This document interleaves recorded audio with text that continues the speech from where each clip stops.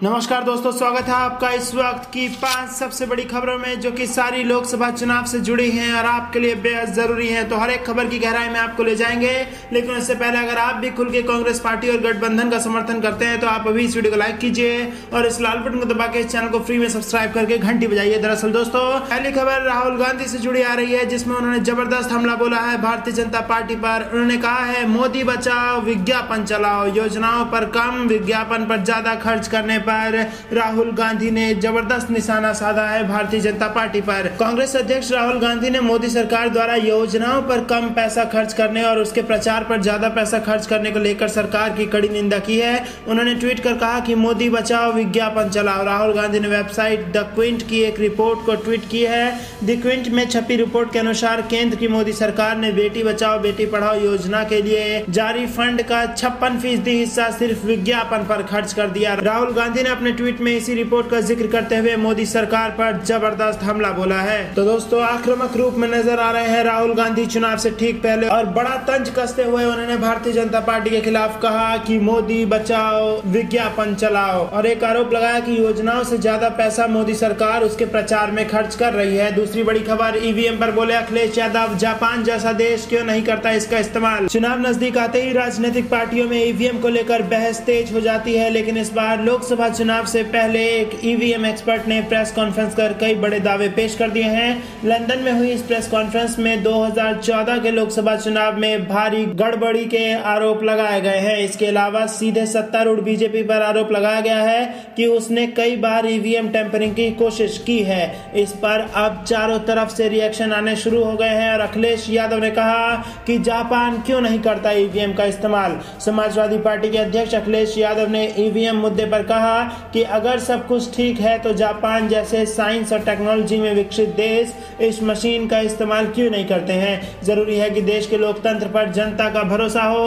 अखिलेश ने भाजपा पर आरोप लगाया कि वह लोकतांत्रिक संस्थाओं को कमजोर कर रही है। भारतीय चुनाव आयोग ने लंदन में ईवीएम को लेकर किए गए दावों के खिलाफ एक्शन लेने का फैसला किया है। चुनाव आयोग ने दिल्ली पुलिस को इस मामले में एफआईआर दर्ज करने को कहा है। रुक करते हैं अगली बड़ी खबर की तरफ। इसी मामले में आया है मायावती का बड़ा रिएक्शन। जनता का वोट लूटा जा रहा है और इसीलिए भाजपा शासन में है। बहुजन समाज पार्टी सुप्रीमो मायावती ने साइबर विशेषज्ञ द्वारा लंदन में ईवीएम हैकिंग के दावे को गंभीर बताया है। ईवीएम हैकिंग की वजह से मायावती ने केंद्रीय निर्वाचन आयोग से मामले में उचित संज्ञान लेने को कहा है और साथ ही ये भी कहा है कि आगामी लोकसभा चुनाव को बैलेट पेपर से ही कराया जाए, क्योंकि बैलेट पेपर की 3 चरणों में सत्यापन कराना संभव है, जबकि ईवीएम के सत्यापन की ऐसी कोई पुख्ता व्यवस्था नहीं है। मायावती ने कहा कि चुनाव आयोग इस मामले में उचित संज्ञान ले। जब तक ईवीएम को लेकर विपक्षी पार्टियों और जनता की आशंका का समाधान नहीं हो जाता, तब तक देश में चुनाव, खासकर जल्द से जल्द होने वाले लोकसभा चुनाव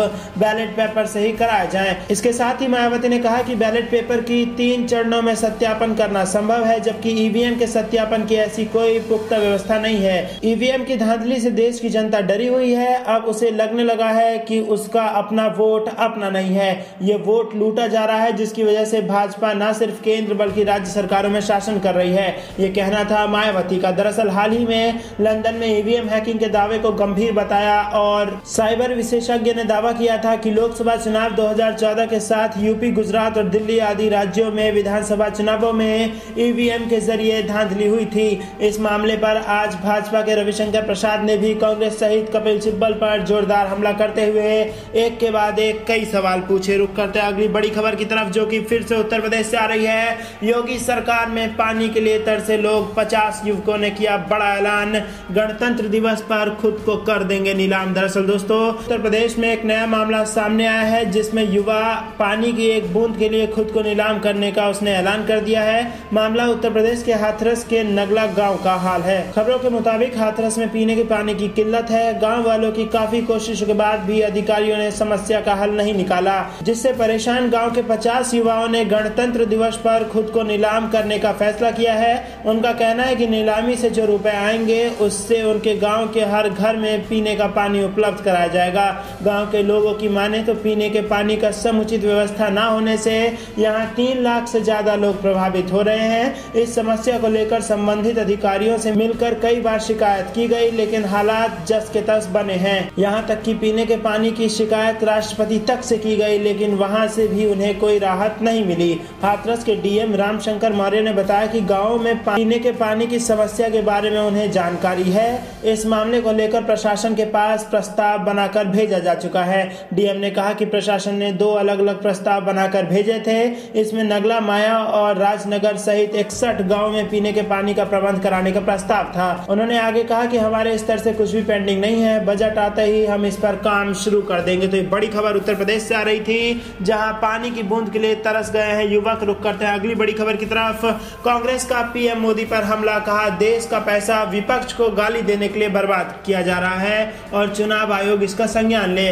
कांग्रेस ने पीएम मोदी के कार्यक्रम पर हो रहे खर्चे को लेकर सवाल खड़े किए हैं। कांग्रेस नेता आनंद शर्मा ने कहा कि प्रधानमंत्री मोदी अपने स्वाभाविक रूप में बीजेपी के प्रधान प्रचारक के रूप में काम कर रहे हैं। प्रधानमंत्री देश का पैसा खर्च करके कार्यक्रम और यात्रा करते हैं और विपक्ष को कोसते हैं। देश का पैसा विपक्ष को गाली देने के लिए इस्तेमाल किया जा रहा है, इस पर चुनाव आयोग को भी गौर करना चाहिए। आनंद शर्मा ने कहा कि पीएम मोदी के कार्यकाल में करीब 6000 करोड़ प्रचार में खर्च किया गया। यह सभी को पता है कि पैसा और साधनों की कुबेर भारतीय जनता पार्टी है, तो पैसा तो उनके पास है, हमारे पास तो सत्य की शक्ति है। उन्होंने प्रधानमंत्री मोदी को श्वेत पत्र जारी करने की चुनौती देते हुए कहा कि हम प्रधानमंत्री मोदी को चुनौती देते हैं कि वह 5 साल में क्या हुआ इसको लेकर श्वेत पत्र जारी करें। उन्होंने आगे मोदी सरकार से सवाल करते हुए पूछा कि मेक इन इंडिया का क्या हुआ, औद्योगिक उत्पादन दर में गिरावट क्यों आई, निवेश क्यों नहीं बढ़ रहा है। कांग्रेस नेता ने कहा कि वाराणसी में आज प्रधानमंत्री मोदी ने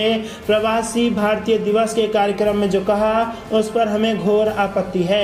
आनंद शर्मा ने कहा कि कार्यक्रम में पीएम मोदी ने प्रवासी भारतीयों से कहा कि भारत को अंतरिक्ष शक्ति के रूप में पहचान मिली है, लेकिन भारत को 1975 में ही अंतरिक्ष शक्ति के रूप में पहचान मिल गई थी, जब आर्यभट्ट को लॉन्च किया गया था। हम पोखरण से पहले 1974 में परमाणु शक्ति देश बन गए थे। उन्होंने आगे कहा कि हमारी लड़ाई एक ऐसे प्रधानमंत्री से है जिन्होंने झूठे वादे किए हैं, जनता को सब्ज बाग दिखाया है और आज भी वह संवेदनहीन है। उनके खिलाफ लड़ाई में हमारे साथ सत्य और जनता का आशीर्वाद है।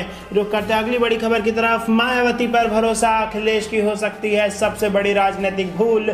ठगबंधन को उत्तर प्रदेश में जनता एक भी वोट नहीं देगी, ऐसा कहना था चाचा शिवपाल यादव का। प्रगतिशील समाजवादी पार्टी लोहिया के प्रमुख शिवपाल यादव ने अखिलेश यादव का नाम लिए बगैर कहा कि मायावती पर भरोसा करना उनकी सबसे बड़ी भूल साबित हो सकती है। शिवपाल ने मंगलवार को यहाँ संवाददाताओं से कहा कि भारतीय जनता पार्टी से मिलकर 3 बार सरकार बनाने वाली मायावती क्या गारंटी है कि चौथी बार भाजपा से हाथ नहीं मिलाएंगी। भाजपा के इशारे पर पार्टी बनाने के आरोप को खारिज करते हुए शिवपाल ने कहा कि मोदी सरकार को हटाना उनकी पहली प्राथमिकता है। उन्होंने कहा कि मायावती ने गुजरात में नरेंद्र मोदी और उत्तर प्रदेश में लालजी टंडन को राखी बांधी थी। वह यही नहीं रुके और मायावती के साथ ही अखिलेश यादव पर भी हमला बोला। उन्होंने कहा कि एक ने भाइयों को तो दूसरे ने बाप, चाचा और जनता को धोखा दिया। ठगबंधन को उत्तर प्रदेश की जनता वोट नहीं देगी, यह एक दूसरे को ही ठग लेंगे। उन्होंने सपा और बसपा गठबंधन को ठगबंधन बताया। शिवपाल यादव ने कहा कि चुनाव बैलेट से होना चाहिए, ईवीएम पर अब भरोसा नहीं रहा। शिया वक्फ बोर्ड के अध्यक्ष वसीम रिजवी के प्राथमिक मदरसों को बंद करने की मांग को उन्होंने निरर्थक बताया और कहा कि रिजवी सेक्युलर नहीं है, मदरसों को बंद करवाने की मांग अनुचित है। बसपा प्रमुख ने आरोप लगाया कि रिजवी भारतीय जनता पार्टी से मिल चुके हैं, इसलिए वह ऐसी बात कर रहे हैं। पार्टी में कई प्रमुख मुस्लिम नेताओं को शामिल करते हुए उन्होंने कहा कि सेक्युलर लोगों के लिए उनकी पार्टी के दरवाजे हमेशा खुले रहेंगे। पार्टी में लोगों को शामिल करने का अभिनय पूरे प्रदेश में चलेगा। इस अवसर पर पूर्व राज्यसभा सांसद व अलीगढ़ मुस्लिम विश्वविद्यालय छात्र संघ के अध्यक्ष रह चुके मोहम्मद अदीब, हज कमेटी ऑफ इंडिया के पूर्व सदस्य और दरगाह अम्बेडकर नगर से जुड़े सैयद मकसूद समेत कई मुस्लिम बुद्धिजीवी शिवपाल यादव की पार्टी में शामिल हुए। तो दोस्तों ये थी दिन भर की कुछ बेहद जरूरी खबरें जो कि आप तक पहुंचाना हमारे लिए बेहद जरूरी था। अब आप हर एक खबर में अपनी टिप्पणी हम तक जरूर पहुंचाएं। जुड़े रहने के लिए आप सभी का बहुत बहुत धन्यवाद। जाने से पहले आप इस लाल बटन को दबा के इस चैनल को फ्री में सब्सक्राइब करके घंटी बजा लीजिए। दोस्तों जाने से पहले आप हमें ये जरूर बताइएगा कि किस प्रकार की खबरों का आपको रहता है इंतजार, ताकि उसी प्रकार की खबरें आप तक समयबद्ध तरीके से सबसे तेज पहुंचा सके। लेकिन दोस्तों उसके लिए जरूरी है कि आप हमारे इस चैनल को सब्सक्राइब कर लें और इस घंटी को दबा दें, ताकि जब भी हम ऐसी खबर आपके लिए अपलोड करें वो सबसे तेज बिना रुकावट आप तक जाके पहुंच जाए। और दोस्तों जिस प्रकार से चुनावी माहौल बन रहा है, इस चुनावी माहौल में हम हर एक खबर पर पैनी नजर रखेंगे और जैसे ही वो खबर आपके लायक होगी